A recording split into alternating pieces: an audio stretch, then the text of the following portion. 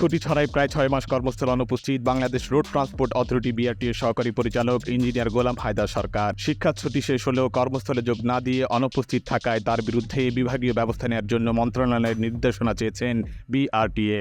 তবে এই বিষয়ে কোনো সাড়া দেয়নি সড়ক পরিবহন ও সেতু মন্ত্রণালয় সংশ্লিষ্টরা। পরবর্তীতে বেআইনিভাবে কাজে যোগদানের চেষ্টা করায় তা মঞ্জুর করেননি বিআরটিএর সদ্য বিদায়ী চেয়ারম্যান নূর মোহাম্মদ মজুমদার।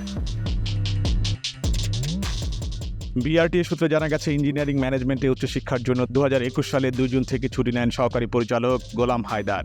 অফার লেটারের সময়সীমা অনুযায়ী গত বছরের 20 মে তার উচ্চশিক্ষা শেষ করে দেশে ফেরার কথা, কিন্তু সেই হিসেবে বিআরটিএ 227 নং স্মারকের আদেশ মূলে তাকে গত বছরের 20 পরান্ত ছুটি মঞ্জুর করা হয়। তবে এই কর্মকর্তা আরও 6 মাসের ছুটি আবেদন করলে প্রশিক্ষণ ও উচ্চশিক্ষা নীতিমালা 2023-এর 25 ক র অনুযায়ী আরও 6 মাস ছুটি মঞ্জুর করা হয়, যার মেয়াদ শেষ হয় গত বছরের 31 ডিসেম্বর। কিন্তু এই সময়ের মধ্যেও তিনি দেশে ফেরেননি।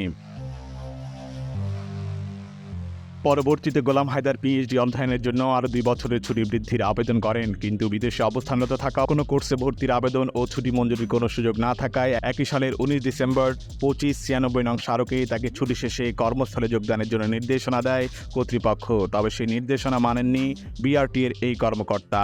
নির্দেশনা না মেনে 2024-এ আবারও 1 বছর ছুটির বৃদ্ধির জন্য আবেদন করেন তিনি, কিন্তু সরকারি চাকরি বিধি অনুযায়ী এই ছুটি দেওয়ার সুযোগ না থাকায় তা মঞ্জুর হয়নি।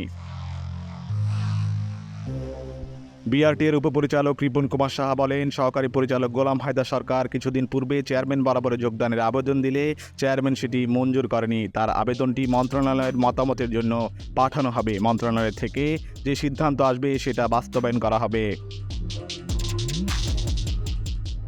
গোলাম হায়দার সরকারের বিষয়ে জানতে চাইলে বিআরটিএ সদ্য বিদায়ী চেয়ারম্যান নূর মোহাম্মদ মজুমদার বলেন, 2023 সালের 31 ডিসেম্বর তার ছুটি শেষে যখন কর্মস্থলে যোগদান করেনি, তখনই আমরা আইন অনুযায়ী বিষয়টি মন্ত্রণালয়কে অবগত করে তার বিরুদ্ধে বিভাগীয় ব্যবস্থা নেওয়ার বিষয়ে নির্দেশনা চাওয়া হয়।